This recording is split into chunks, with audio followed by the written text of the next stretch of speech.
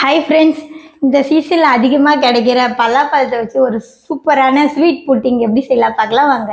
ஒரு 5 பலாப்பழம் எடுத்திருக்கேன். 5 ஸ்பூன் அளவுக்கு வெல்லம் எடுத்திருக்கேன். இதை கொஞ்சமாக கரைச்சி எடுத்துக்கலாம்.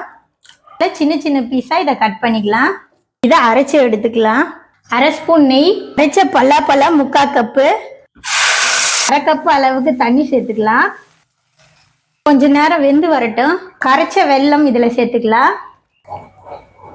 கரைச்ச கார்ன்ஃப்ளவர் மாவு 2 ஸ்பூனு, 2 ஏலக்காய், அரை ஸ்பூன் நெய் இந்த ஸ்டேஜில் போட்டுக்கலாம். பொடியாக நறுக்குனா பாதாம் பருப்பு. இந்த பாத்திரத்தில் நெய் தடி வச்சுருக்கேன். இதை எடுத்து இதில் ஊற்றிடலாம். பிளேட்டில் கூட நீங்கள் ஊற்றி வச்சுக்கலாம். அரை மணி நேரத்துக்கு ஆறட்டும். நல்லா செட் ஆயிடுச்சு. இதை டேஸ்ட் பண்ணி பார்த்துடலாம்.